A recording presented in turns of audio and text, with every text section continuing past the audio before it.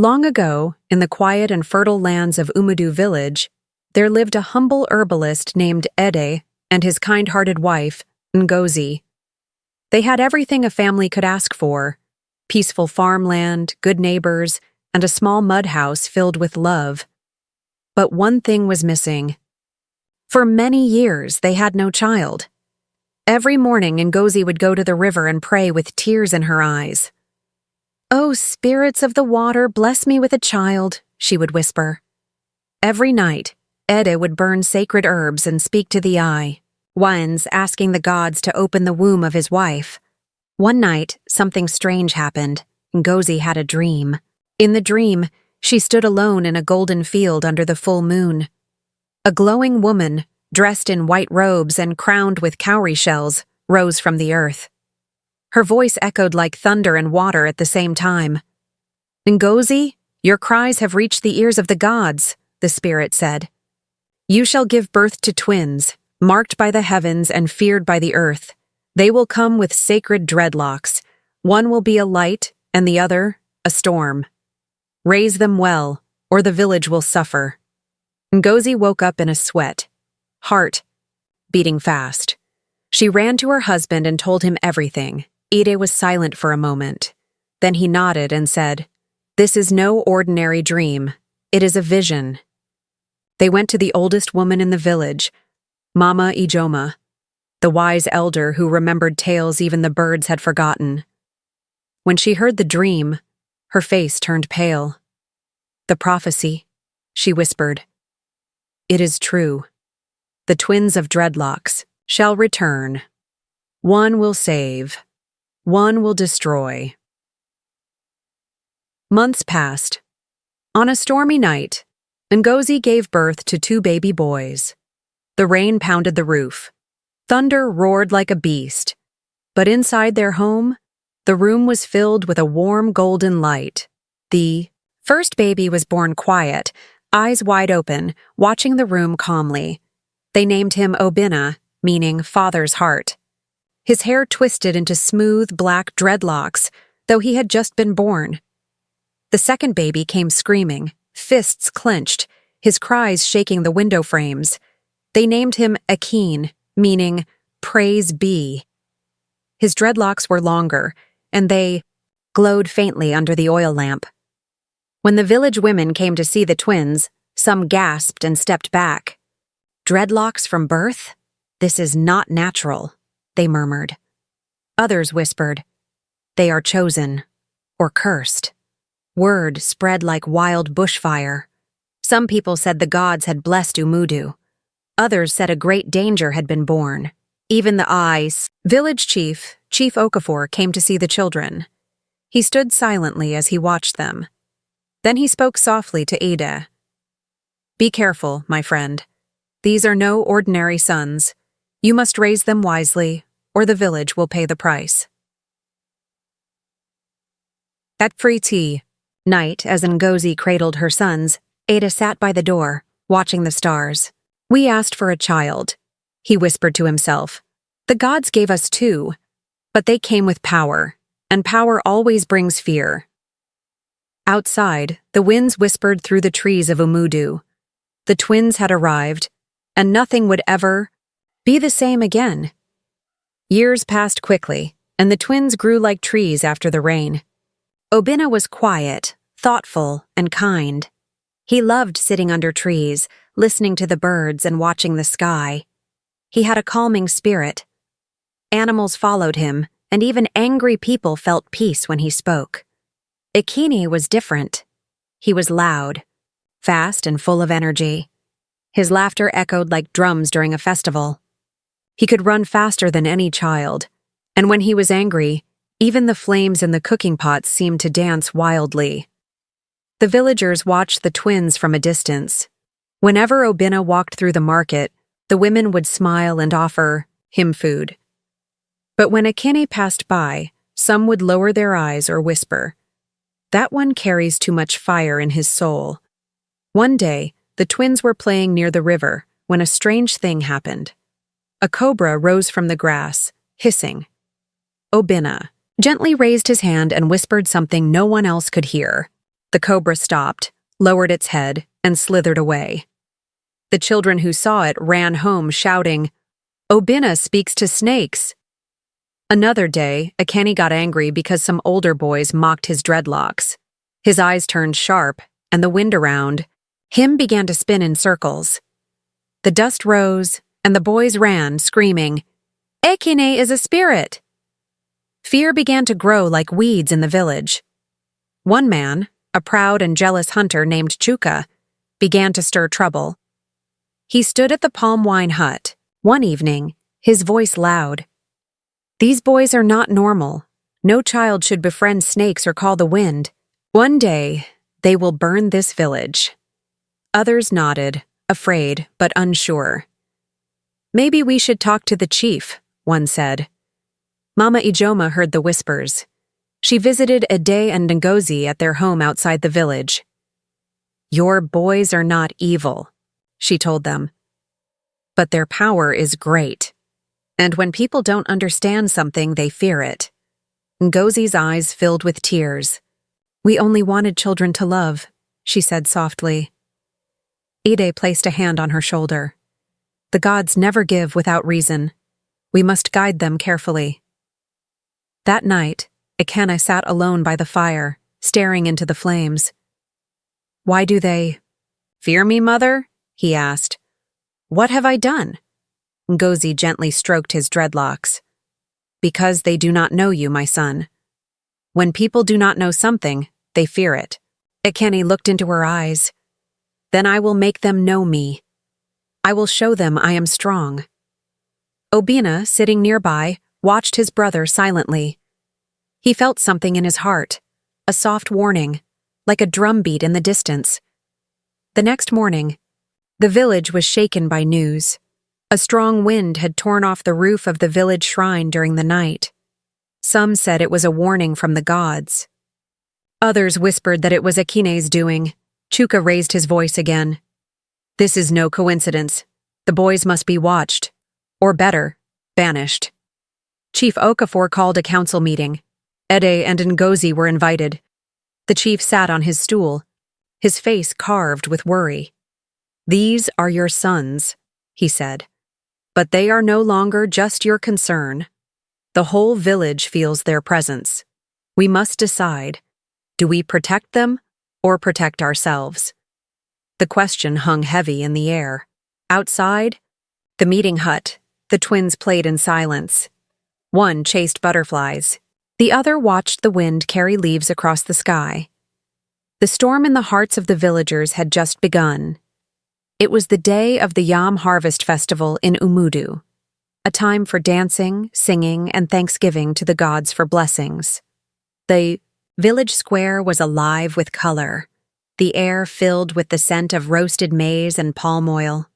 Drummers beat their talking drums, and children ran joyfully in circles. Even Ade and Ngozi came to the celebration, bringing Obina and Ekene with them. For a moment, it seemed the fear in people's hearts had faded. But peace is like a delicate leaf.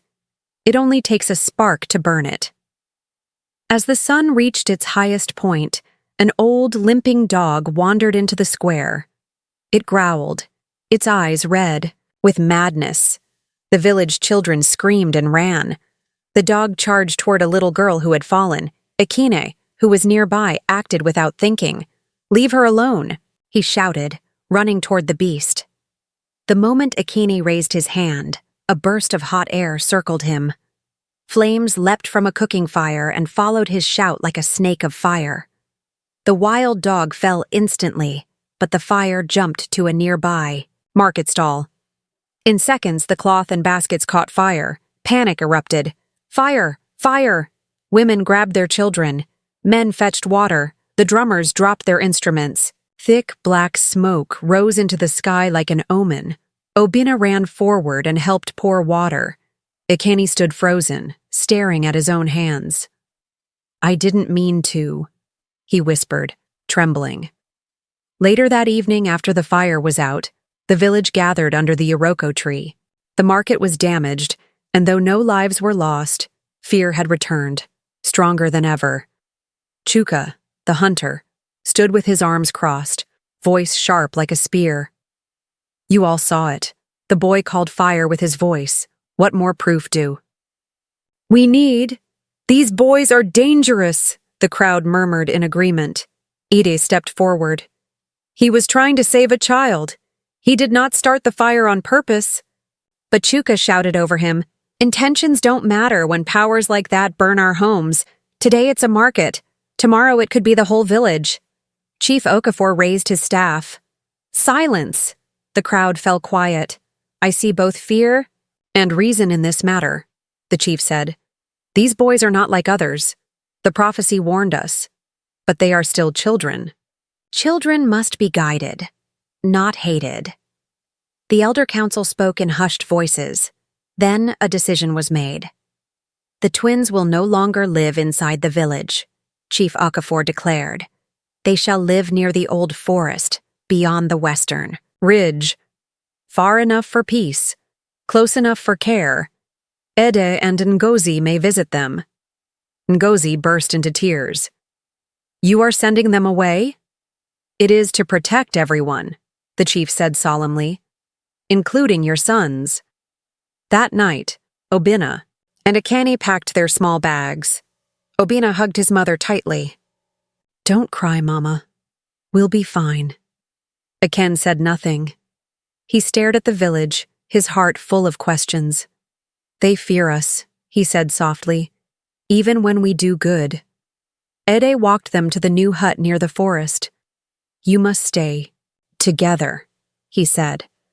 The world will not always understand you. But never forget, you are brothers. As Ede turned to leave, Obinna held his brother's hand. But Akani pulled away.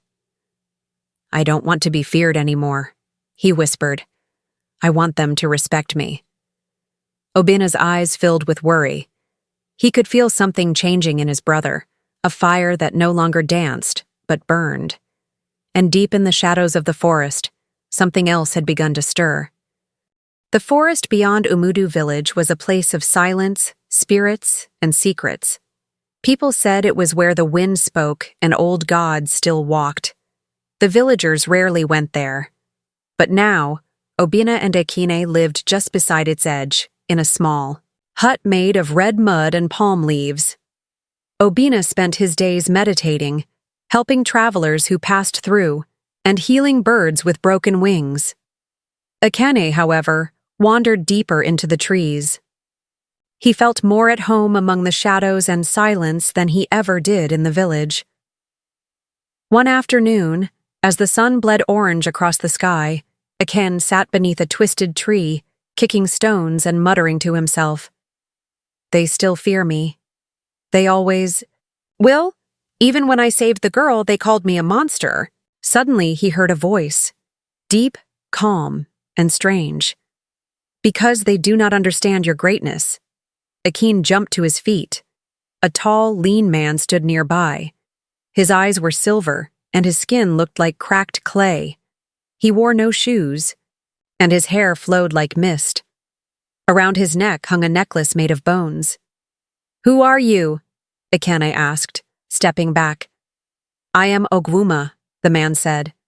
A keeper of old ways. I felt your fire from far away. You are powerful, young one. But your strength is wasted in exile. Aken looked at him with curiosity. What do you know about my strength? Ogwuma smiled slowly. More than you can imagine. Your dreadlocks are not just hair. They are the ropes that tie you to the spirits. You were chosen, not just to be feared, but to rule. Akane's eyes lit up. But they made me live outside the village. They say I'm dangerous. Fools, Ogwuma said. Fear is the weapon of the weak. If you wish, I can teach you how to control your fire, how to make them respect you, or kneel before you. A flicker of doubt passed through Aken's mind. And what will you want in return? Only that you learn, Ogwuma replied, so that your power does not burn you from the inside.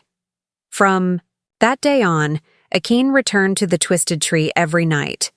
Ogwuma showed him how to draw energy from the earth, how to bend wind with his thoughts, and how to call fire without fear. Meanwhile, Obina began to sense a change.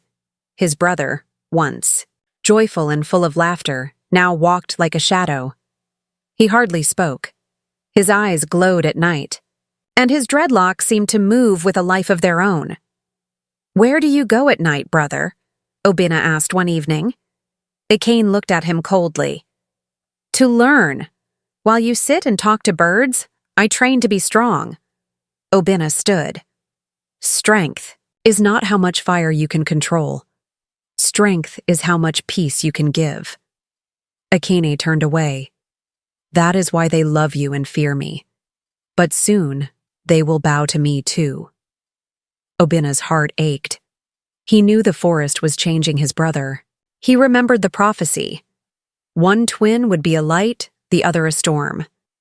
That night, Obina knelt beside the river and prayed to the spirits. "Guide my brother back," he whispered, "before his fire consumes him." But in the forest, Ogwuma smiled. "You are ready, Akin. Now go show them what fear truly is." The storm was coming, and its name was Akini. The full moon hung low over Umudu village as drums beat softly in the background. It was the Moonlight Festival, a time of storytelling, music, and unity. The villagers gathered in the square, dressed in colorful wrappers with oil lamps glowing like stars around them. Chief Okafor sat on his royal stool, surrounded by elders. Children laughed as the village griot told tales of ancient heroes and brave warriors. Peace filled the air, but not for long. A cold wind blew suddenly across the square. The flames of the oil lamps flickered wildly. The drums stopped. Then he appeared. Out of the shadows stepped Aken. He was taller now, his dreadlocks longer, woven with beads that glowed like embers. His eyes shimmered with an unnatural light. His steps were slow, but each one made the earth feel heavier. Gasps filled the crowd. "Aken?" someone whispered. "He has returned." Obina, standing at the edge of the square, felt his heart twist. He stepped forward, but before he could speak, Akana raised his hand. "Do not speak," Akana said, his voice loud and deep, echoing through the village like thunder. "For too long you feared me. You cast me out. But now I have returned, not to beg for your love, but to claim your respect." Chief Okafor stood, his voice calm but firm. "Akane, this is a night of peace. Do not bring fire to where there is laughter." Akane's eyes narrowed. "Peace," he said, almost laughing. "You call it peace when fear lives in every whisper? You feared me before. Now, you will remember me." With a swift motion, he lifted both hands. A strong wind roared through the square, lifting skirts and scattering baskets. The oil lamps went out, plunging the village into darkness. Then, fire.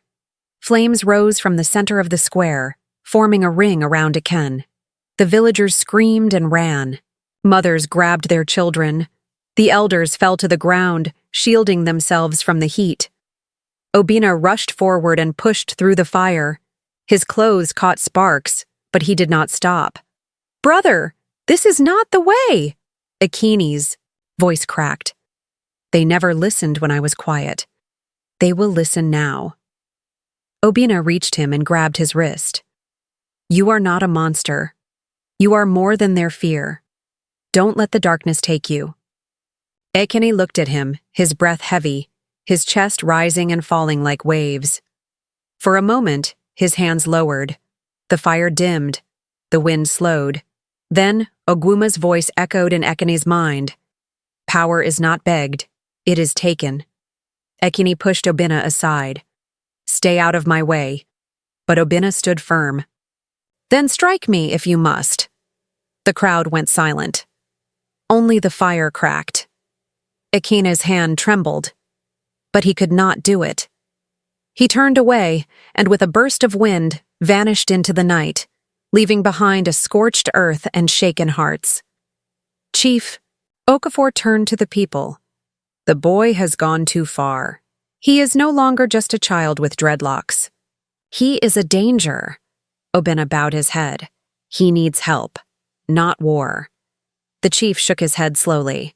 If he returns with more fire, we may not have a choice. That night, as the village tried to rest, Obina sat outside, looking toward the forest. Come back, brother, he whispered, before it's too late. But deep in the forest, Ekene stood before Ogwuma, flames dancing in his eyes. They still fear me, Ekene said, but next time, they will kneel. Days passed, but the fear in Umudu did not fade. The ground where Ekene had stood still held the scent of smoke. The people walked in silence, eyes watching the forest edge, afraid of what might come next. Obina stayed near the village, helping rebuild what little was damaged during Ekene's outburst. He worked with quiet strength, his hands healing not just broken fences but wounded hearts. Yet inside his own heart was heavy. One evening, he walked to the River of Whispers, a sacred place where the villagers once spoke to the ancestors. He knelt at the water's edge, dreadlocks touching the ground. "Spirits of our land," he whispered, "guide me. My brother is lost in darkness, and I cannot reach him alone." As the moon rose high, a soft wind blew over the river. The water rippled, and a gentle voice echoed in his ears. Only light can calm a storm, but a storm must choose to listen. Obina opened his eyes. He understood. He would not fight Ekene. He would not fear him. He would stand between the village and the fire, even if it cost him everything. Back in the forest, Ekene stood before Ogwuma, arms crossed. "The fire obeys me now," he said. "I am ready to take the village. Let them feel what I felt: fear, rejection, shame." Ogwuma's silver eyes gleamed. "You are strong. But one thing remains." He pointed to Akin's dreadlocks. "Your full power lies in your sacred hair. Burn the sacred tree of Umudu, and your locks will awaken fully. No man, no god, will stand against you." Ekene hesitated. The sacred tree was ancient. Its roots were said to feed the spirit of the village. His mother once told him that as long as the tree stood, peace would live in Umudu. But anger whispered louder than memory. "Then I'll burn it, and they will never forget my name." The next morning, Obina returned to the village and knelt before Chief Okafor and the council. "Let me go to him," Obina said. "Alone." The chief frowned. "He nearly destroyed our village. You may not return alive." Obina looked up. "If I do not go, he may return with war. Let me try once more. If I fail, then do what you must." The chief nodded slowly. "Go. May the ancestors be with you." Obina entered the forest, heart beating like a drum. He followed the winds, the smell of ash, the pull of something deeper than fear: brotherhood. Near the sacred tree, he saw Akin. Flames danced around him. His eyes glowed bright. His hands were raised, ready to destroy. "Akini!" Obina called. "Out!" His brother turned slowly. "You still try to stop me?" "No," Obina said, stepping forward. "I came to remind you who you are." Ekene laughed bitterly. "They never saw me as anything but danger." Obina shook his head. "That's because you let anger speak louder than your heart. But I know you. I was there when you first laughed, when you first walked, when you cried because a bird fell from a tree. That is you, not this fire, not this hate." Ekene's hand trembled. The flames around him weakened. "Why do you care?" he whispered. "Because we are one," Obina said. "If you fall, I fall." Ekene closed his eyes. The fire dimmed. But behind him, Ogwuma appeared furious. "Weak boy, you betray your power." Ogwuma raised his staff to strike, but Obina stepped between them. "Then strike me first." The forest shook. Light and shadow clashed, and in that moment, Ekene made his choice. The air stood still. Ogwuma's staff glowed with dark energy, his face twisted with rage. Obina stood tall, shielding his brother with open arms. "You will not touch him," Obina said. Behind him, Ekene's eyes filled with tears. For the first time in a long time, he saw not fear in someone's eyes, but love. His brother was willing to face death for him. "You fool," Ogwuma hissed. "He will never be respected. He will always be feared. Let him burn the tree. Let him rule through power." But Ekene stepped forward, his voice shaking. "I don't want to be feared anymore," he said. "I want peace, like my brother." Ogwuma's silver eyes flared. "You are nothing without me." "Then I'd rather be nothing," Ekene replied. And with a mighty shout, Ekene raised both hands and turned his fire against Ogwuma. Flames burst from his dreadlocks, surrounding the spirit. Ogwuma screamed, twisting and thrashing, but the sacred fire was too strong. The spirit burst into a cloud of ash and vanished into the wind. Silence returned to the forest. Obina looked at his brother, who was now on his knees, exhausted. The ground where Ogwuma stood was scorched black, but the sacred tree remained untouched, its leaves shimmering in the morning light. "You chose well," Obina said softly. Ekene nodded, tears rolling down his cheeks. "I almost lost myself. I hurt the village. I hurt you." Obina knelt and placed a hand on his shoulder. "But you came back. That is what matters." They returned to Umudu village later that day. The people gathered nervously as the twins walked into the square. But this time, there was no fire. No wind, just calm. Chief Okafor stepped forward, his eyes searching Ekene's. "Have you come to burn the rest of us?" Ekene shook his head slowly. "No, I've come to say, I'm sorry." There was silence. Then, Mama Ijoma stepped forward. She looked into Ekene's eyes and saw the truth. "He has changed," she said. "The storm has passed." The villagers began to nod. Slowly, one by one, they stepped closer, offering smiles, food, and forgiveness. The children no longer ran. The people no longer whispered.